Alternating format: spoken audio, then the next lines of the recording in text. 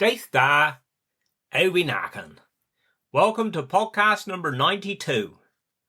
Well, this last week, me brain really have been working on autopilot. 'Tis funny how it goes. You don't have a call in the middle of the night for a little while, and then you get one, and you know that others will follow. And that's been the case over the last week. I think in the last 7 or 8 days, I think I've been called out 5 times in the middle of the night. And sometimes 'tis nice times, which I kind of think is like between 12 and 2, because then you may have had hours sleep and hopefully you get back in bed and then you have a bit more sleep. But when it gets to 3ish and a bit later, then tin quite so good, because you know most probably you ain't going to get back to sleep again.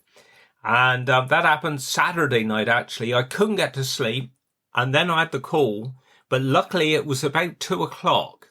So I did manage to get a couple hours again before we was up early, because we went out with the coasters again, and I did manage to get 2 hours that night. But 'tis funny how it goes. 'Tis all or nothing. And like I say, I have been a bit on autopilot. So since I spoke to you last week, it had been a pretty busy week. I did my podcast last Thursday, managed to get a quick run in, and then got up to Coronation Park in time for the lighting of the beacon to commemorate the 80th anniversary of the D-Day landings. And 'twas quite a touching thing, really. We was up there by the War Memorial up at Coronation Park, and there was a nice little gang there, and we witnessed, I say, it was tied in, I think it was 9:15, right throughout the country, everybody lighting the beacon at the same time. And then on Friday, we had Father Brian's burial, and what I'm going to do directly, at the end of his service on Thursday, he did ask for Hail to the Homeland to be played for us all to listen to. And I'll do a bit about that right at the end. That'll be me Cornish bit for this week. But that was that. And then in the evening, we had to whip into Bodmin College, because Maven's team, because they won their premiership, they won the league, they had a presentation thing. And we had to be in Bodmin, well, 5:30, 20 to 6, for it to start at 6 o'clock. Well, we left Wade Bridge about 5:15, and bearing in mind the traffic's all leaving the show, going back home, I think there was a burst water main near Washaway and their traffic lights. And it took us nearly an hour. We got in there at 2 minutes to 6, just in time for the presentation, which was lovely, actually. They had all the different league winners, different age groups, boys and girls. They had them all there. So that was a good evening. And then Saturday, I did manage to get up show. 'Tis the first time in my life, I think, that I've gone show by myself. Because all of me family, they've got so fed up with me talking that they don't go with me anymore. But 'twas proper. First one I saw when I got in the gate, like I always do, in his bowler hat, my cousin Peter. Proper job. And it went from there. I had a fantastic day. The weather was brilliant. Didn't put any sun cream on, which I wish I did, because I did catch the sun a bit. It was that hot. It was proper. And then home for a quick tea, and then whipped down to Redruth, down to Bissau, down to the bike hire for a surprise party for me mate Ricky, 60 years old. Now, Ricky runs the St. Piran's cycling team, and I said to him, I will get on here one day to talk about his life growing up Redruth, cycling, but also the St. Piran team, which we're proud to sponsor. So I will get that sorted. One thing I meant to say last week, when we was up in England, when we went to Manchester, I did put it on my Facebook page, because I did find it quite funny, and I was actually speechless at this conversation. We arrived at the hotel, and we was just booking in there, and then we was waiting for the lift, and this other couple was there, and the woman turned to me and she said, "We'm shattered." She said, "We've been driving all day and we've just got here." So I said, "Well, we've been driving most of the day." So she said, "Where have you come from?" I said, "Cornwall." She said, "Oh, crumbs, we've come further away than that. We've come from Devon." And I was speechless. I didn't know what to say. there was that awkward silence. I thought, well, what's she on about here? Then luckily the lift opened.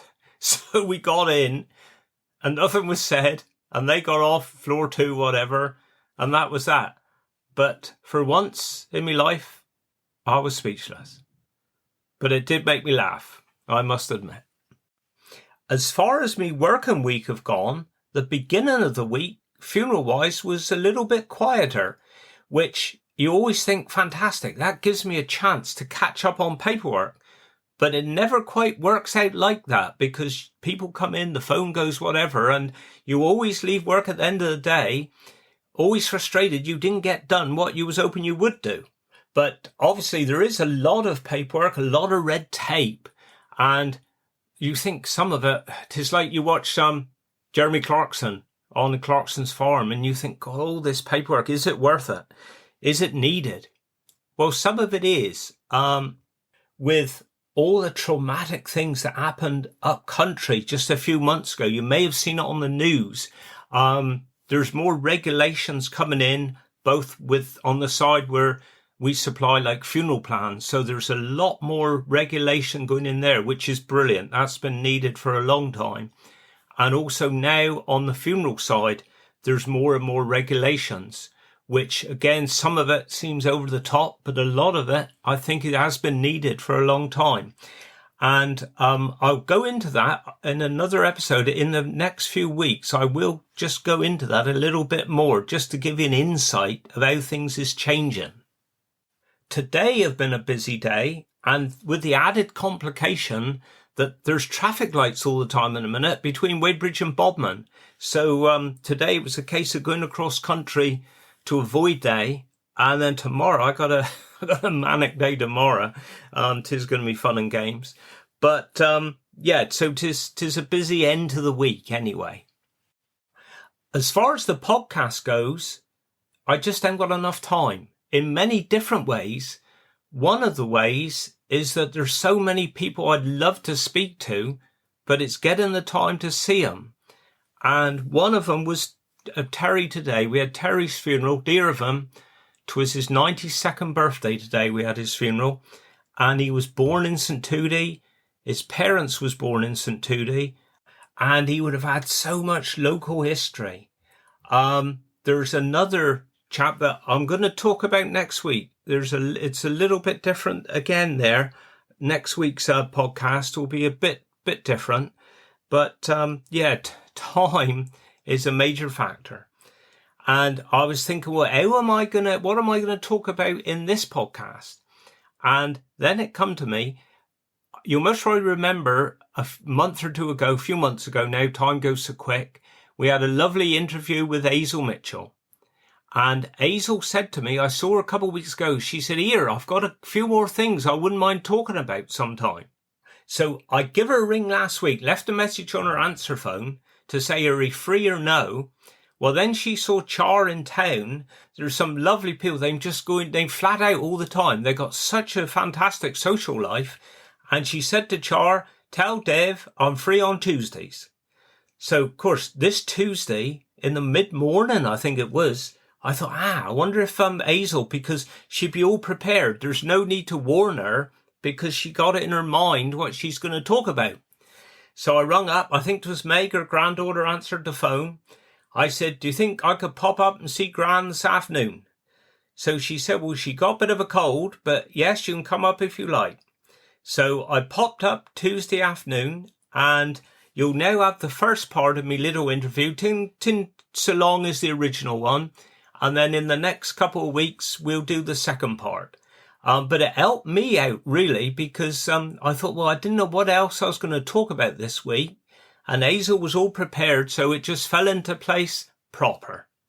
So we'll go over to Hazel now, and then I'll speak to her again directly. Say we'll talk about Hail to the Homeland, but here's me and Hazel. Get on, Hazel. I'll be knacking. All right. Thank you, David, dear. How be you? Yeah, knacking on breath. Lovely. It's good to meet you again. I saw you a few weeks ago and you said you had a bit more, and it's worked in lovely with my week this week. So I think we're going to talk about your young days again. Is that right? Yes, Yeah. Dave. Very young. Yeah, dear. So we're going back, what, school days first or what? Yes. Yeah, okay. Well, Dave, we used to at school had a lovely teacher called Miss Tippett. And every year she wanted us to pick primroses. Right. And put them in a shoebox and take them back to school. And she would send them to someone in London who Right. would sell Oh, my God. the primroses. And then after a few weeks, she'd come into school and with a bag of toffees. Right. And everyone in the classroom had 2 toffees each. Did they really? Yeah, as a thank you for, Cool. picking primroses. But, today you're not allowed to, No, that's true. That's take right. them out.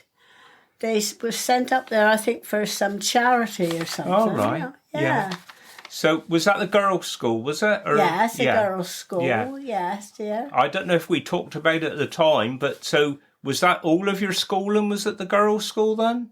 From when you Yes. started to I never finish? went to the secondary school No, at all. no, Dave. that's right, yeah. That was just being built when I Oh, left. right, yeah, I see. Because I left when I was 14 and Yeah, never went up there No. to secondary school. and was your school then, was that the same when we were young, where the boys was there for 2 or 3 years and then went boys' Yeah, school? Same yeah. as, Yeah. Yeah. Yeah. Our school teacher there, our headmistress was Miss Crouch, Oh, yeah. Would she still been there when I was there or no? Because, I don't know, there was a Miss Downing, I think she was called before that. yeah, all And right. Mrs. Crouch, but she wasn't a very nice headmistress. Oh, would she? Nobody liked her very much. No. No, dear. Was it strict at school? Yeah. It was Yeah. it? Yeah. Yeah, fairly strict, because one day there when we went pinching apples up there in the garden, somebody's garden wall, Right. and she came up by the cookery centre, Right. and there was a crowd of us there, and I was in the apple tree, Oh, no. and I threw these apples out, and they all had detention, but left me in the apple tree, and had to get out. And Oh. the bell had already gone, and I ran in, and she said, "Where have you been, Hazel?" I said, "To the toilet, miss." Oh, so she didn't see you in the She tree? didn't see me in the apple tree. You got away with it? Yeah, everybody else did. About 12 of them didn't, and I got away with it. Oh, brilliant. Yeah, so it was, yeah. So, school uniform, you all had to wear the same, did he, or no? No, you could wear anything. Ah, right, yeah. Anything. There was no school uniform there at all. Because I remember, like, between your time and my time, like the comprehensive, they had to wear a cap and blazer, and if they Yeah. didn't have the cap, they'd get detention and everything. I know my oldest boy had to wear, uniform probably Yeah. when they were there. Yeah, Up there, but I managed to get out of it because I left when I was 14, yeah. and my dad said that Easter holidays, and he said, if you haven't got a job by the end of the Easter holidays, you're going back to school. Oh, crumbs. And that would have been to the new school. So Yeah. So you I managed to did a get job. your job. Yeah, that's right. Yeah. Yeah, Well, I yeah. never. So how many classes was in your school then? In the first part, there was two in the first part, Yeah. where Betty Fisher was in Yeah. one, and I think it was Miss Hawken in another one, and then you went through into the other half of the school, Ah, yeah. I get it. Yeah. then. I can't remember if we spoke before, but would you have walked down from Edmonton? Yeah. You would have. Yeah, we did for many years until they put a bus on, Yeah. and I think I'm not sure, but I think we had to pay 2 pence per person for return on the bus. Yeah. Oakie's bus, and that was often driven by Joe Trinnaman, who lived in Trinnaman Vale. That's right. Yeah. Who else was it? The chap Hawke, Gill, Yeah. Mr. Gill, used to live along here. Yes, several of the, different ones we knew. Yeah, exactly. Some lovely drivers, Yeah, yeah. It was lovely once we had a bus up and down, Yeah. to go to school. But Yeah. I think it was twopence a day return. Brilliant. God. Brilliant.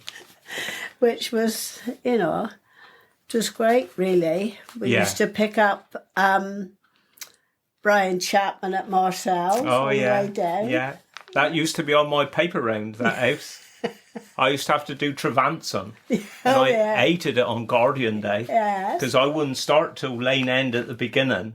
So I'd have to push my bike all the way up. And everybody had a paper. Yeah. And the Guardians was so big and heavy back then. That's right.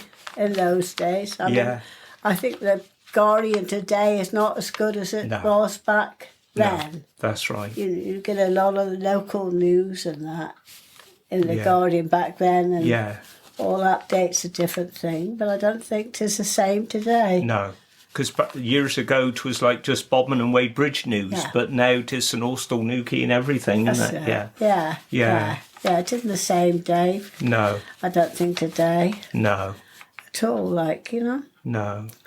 But were good days, and when I used to have to walk down to school, I used to pick up the boy Alan that lived at top of Molesworth Street. Right, yeah.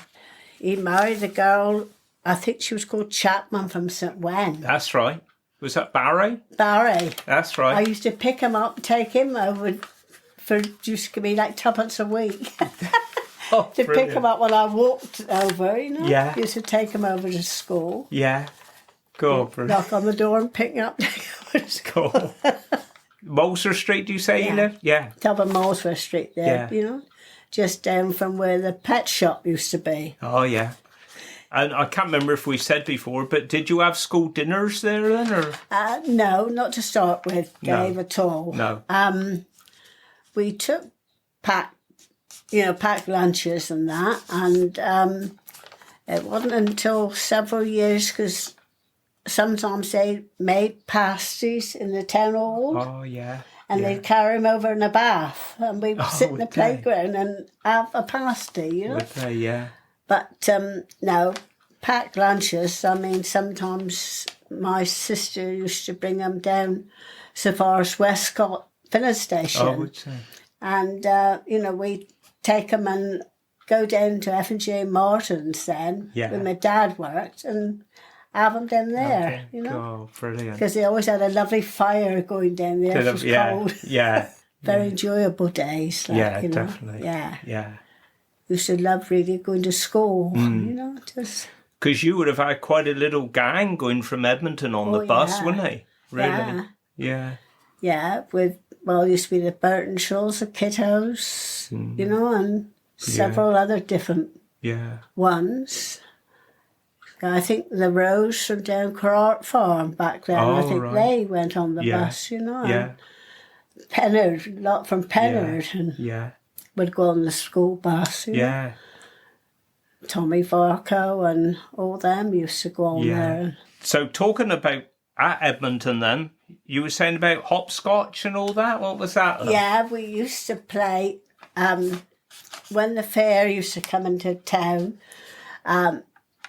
we used to be allowed to go down to the fairground, and if my dad won an ornament of some sort that was made of chalk type of thing, they were ornaments, and I remember my mum had one or two that had perhaps fallen down and knocked a bit off, and we used to say, can we use this one for hopscotch? Oh, yeah. And we'd go out in the road and draw the hopscotch, and we'd play for hours, Yeah. There's a gang of us, the little kiddies in there, Edmonton, and because back then we never had much toys as such, No. Couldn't afford toys as such, and we used to go out in the road and play for hours, hopscotch, and see who would win. God. So was that when the fair was down Cattle Market? Yeah. Yeah. Yeah. Because I can't remember when the fair was in town last. Can you? It hadn't been for a while, have it? No. We used to be allowed to go down, or my dad used to take us down. Yeah. because my mum was very crippled, you know, and she Yeah. couldn't get around. Yeah. But my dad used to take us, or one of my older sisters used to take us down, you know. Yeah. Yeah. And we'd be allowed to have a little bit of spending money. Yeah. Yeah, but, you know, I said we never had toys as such, so we No. That's had right. to make up our own, Yeah. Yeah. you know, our own games and Yeah. that, you That's know. right. Yeah. There's a good gang of us up in Edmonton, you know. Yeah. Yeah. Because I remember living in Glen Road. If I went when I was young, go bed, you'd hear all the sirens, you know, from the fair. Because that, as the crow flies, it was very far away, really. Was Yeah. it? You know. Yeah, it used to be lovely to get in. We, you know, as I say, we couldn't go on much because we never had the money to do it. No. No. But, Exactly. you know, to win like a little animal or something, you know, made our day. You know? Or we either that or perhaps have a goldfish in a little plastic bag. Yeah. Yeah. You know? God, blimey. Yeah. How it all changed, hasn't it? Yeah, the All 80s. changed. Yeah. Good old days. But as I say, up Edmonton, you know, we never had the toys and that. We used to play shops on the turn in the White Cross Road. Right. We pick up different shaped stones and we put prices on them. Penny, tuppence, threepence, you know. And we'd pick different things out of the hedgerows and pretend they were like sugar or jam, you know, a different sort of thing. And we'd sort of line up and go to the shop, as we called it, and buy these things with stones as money. You know? Yeah. Yeah. Different to today where everybody sat on their computers. Yeah, we used to play that, you know, if the weather was fine and we was out playing, you know. Yeah, yeah. We'd make our own sort of games up. Yeah, that's right, yeah. And different things like that. We used to have some fun. Yeah, doing exactly. It, you know? And back then the summers always seemed hot and sunny all the way through, didn't they, mate? As I said, we'd do that and we'd have all these different size stones and put them down as penny and tuppence and, you know, and threepence. Try and find a stone similar shape, you know, or different size. Play for hours like that. Did you ever walk down the hill then and play on the riverbank or no? No, we weren't allowed to. I see. My dad wouldn't allow us to go down there unless we went with sort of like a senior person. Val Blake, who used to live down Tregenna, she used to, when she left work of a nice summer's evening, she would call in our place. Right. And me and my sister, Ethel and Jenny, were allowed to go down with her. Right. So as far as we were supervised, you know, and we were allowed to then, just at the edge of the water, put our feet in. Oh, yeah. But she was lovely, you know, she would take us down there some sunny evenings, but as to go down there on our own, we definitely weren't allowed to. Now, I don't swim or anything because my dad wouldn't allow us near the water. No. You know, so we only went down there with somebody exactly. who's older, you know. Yeah. And would the train still been running from Weybridge to Padstow then? Yes. Or it would have, Yes. Yeah. They were, and I remember too, Dave, after I was married, we went down to Camel Quarry. Right, yeah. To pick blackberries, Ralph and I, and we went along picking these blackberries and all of a sudden we stood on a mound of what was like earth, just plain earth, and all these little bees come out. Oh, wow. All over us, all up her legs, everywhere. And Ralph was beating them off me with a newspaper when the train went by. I thought, he's beaten me up. Yeah, and we came home from there walking as though we'd been riding a horse for a week. Like, you know. Did he get stung? I don't know what they were, but they were little miniature bees. Yeah. Did them stingy or no? Stinging, yeah. It was horrible to us. Say, we had a swarm turned up at our place. Yes, for last. yeah. Which, lovely to look at, but you didn't want to upset them. No. I did about 18 months ago, add some up the corner of my house. Oh, did he? Yeah, and what's he called? Gavin? Gavin. Read it? Yeah. He come over and see to him. He took ours too. Oh, did they? Yeah. He come over and seen to him. Yeah. I didn't know they were there until next door neighbour said to me about it. There was a pit, wasn't there, down by the quarry, Camel Quarry, and that's some deep, that water, isn't it? Very deep. Yeah. Yeah. Because I know a few years ago there was a couple chaps diving, and one come up too quick, and I think he had the bends. Yeah. He was flown to Derriford. That's it. So 'tis hang of a depth, isn't it? I mean, we used to go down Camel Quarry a lot. And when Ralph's mother come down and her friend to stay in Edmonton, we decided to walk down to Camel Quarry, and they got in the field and the cows. Oh God, there's cows. I said, just walk. Walk. Don't run, whatever you do. That's right, yeah. And it had been raining and there was muck all down the side of the path. And they started walking towards us, and of course they started to run. Oh no. Got on the gate by, their friend was called Vi, and she opened the gate and left Ralph's mother swinging on the gate, and the cows come up and she was hitting them with her handbag. Oh no. Covered in mud. Oh. Terrible. Oh, yeah, you know. But we went down there, we was down there a lot, and we saw, then we heard a noise at the quarry pit, and we went over and looked, and there was somebody swimming in there then. Oh, was there? Yeah. And of course, they didn't hear us, but the stone had fallen down from the thing, gone into the... And they quickly got out, but they were naked. No. I know it was, but I'm not going to tell it. Oh, I like it. Yeah. You'd recognise them then? Yes. I think they're dead now. Oh, oh yeah. Well, I can't swim very good, so I'd never risk it, I'm afraid. No. No. You know, I've always wanted to learn, but, you know, never done it. No, exactly. Just never done it, Dave. No. God, very interesting. Brilliant. Yes, darling. Well, there we go. Proper job. Thank you, Hazel. That was brilliant. And we'll have more from me maybe next week after. I'll see how it goes. But I'll round off tonight with Hail to the Homeland. Now, Cornwall have been the subject of many poems and songs over the decades of people singing about their love for the Dutch ear. And one of those songs is Hail to the Homeland. And like I say, we had it last week at Father Brian's funeral. And it was written quite a few decades ago, actually. And you've still got it going right through today. You've got Ari Glasson, Dearvan, still writing songs now like Cornwall My Home, which we'll talk about in a future episode 2. But with Hail to the Homeland, the words was written back in 1959 by Pierce Gilbert.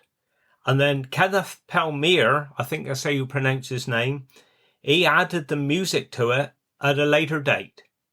But I won't sing it to you now. I ain't too bad a singer, but I won't sing it to you now. But I thought if I read the words to you tonight, then if you want to hear the music and that, you can go on YouTube or find it on anywhere really.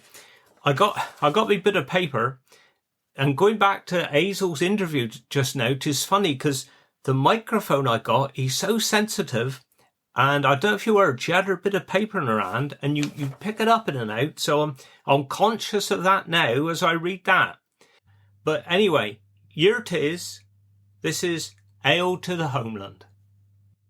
Hail to the homeland, great bastion of the free. Hear now thy children proclaim their love for thee. Ageless thy splendour, undimmed the Celtic flame. Proudly our souls reflect the glory of thy name. Sense now the beauty, the peace of Bodmin Moor. Ride with the breaker towards the sun and shore. Let Furman's fondle the boulders of Trencrom, Sing with all fervour then the great Trelawney song. Hail to the homeland, of thee we are a part, great pulse of freedom in every Cornish art. Prompt us and guide us, endow us with thy power, lace us with liberty to face this changing hour. Proper. There we go. Right, well that's it for this week. I hope you have a good week, and I'll speak to you again next week. Wish you well. Do Guinness. Carnobus Vican.